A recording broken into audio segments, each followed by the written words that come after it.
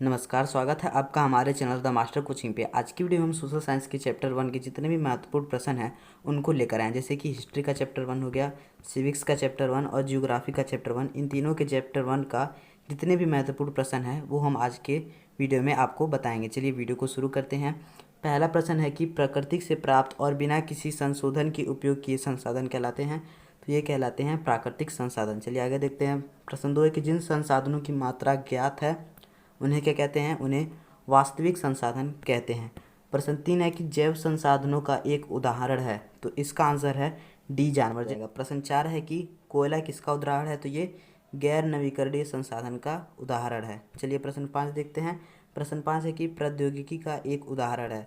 तो ये है मानव निर्मित संसाधन। मानव निर्मित संसाधन को ही प्रौद्योगिकी कहते हैं। प्रश्न 6 है कि संसाधनों का सावधानीपूर्वक उपयोग करना और उन्हें नवीनीकृत करने के लिए समय देना कहलाता है। तो इसका आंसर है संसाधन संरक्षण, ऑप्शन बी। इसको आप याद रखेंगे। इन सभी प्रश्नों को आप नोट करते चलेंगे। प्रश्न 7 है कि संसाधनों के उपयोग और भविष्य की पीढ़ी के लिए उन्हें संरक्षित करने की जरूरत को संतुलित करना कहलाता है। तो ये कहलाता है सतत विकास। चलिए आगे देखते हैं। इसको सतत पोषणीय विकास भी कहते हैं। अब यहाँ से हिस्ट्री के प्रश्न चालू हैं। जैसे चैप्टर का नाम भी यहाँ पर दिया गया है, कैसे, कब और कहाँ। हिस्ट्री का चैप्टर 1 है, एनसीईआरटी में, कक्षा 8 में। तो इसका पहला प्रश्न है कि भारत के अंतिम वायसराय कौन थे? तो वो थे लॉर्ड माउंटबेटन। चलिए आगे देखते हैं कि ब्रिटिश विचार सर्वेक्षण महत्वपूर्ण थे। तो ये थे प्रभावी प्रशासन। इसका सही जवाब है। प्रश्न 10 है कि भारतीय इतिहास के विगत 250 वर्षों के बारे में इतिहासकार किस स्रोत का प्रयोग लिखित रूप में करते हैं? तो ये करते हैं ब्रिटिश प्रशासन के आधिकारिक रिकॉर्ड। प्रश्न 11 है कि निम्नलिखित में से कौन जेम्स मिल द्वारा भारतीय इतिहास के विभाजन की अवधि नहीं है? तो यह है ऑप्शन डी, सिख।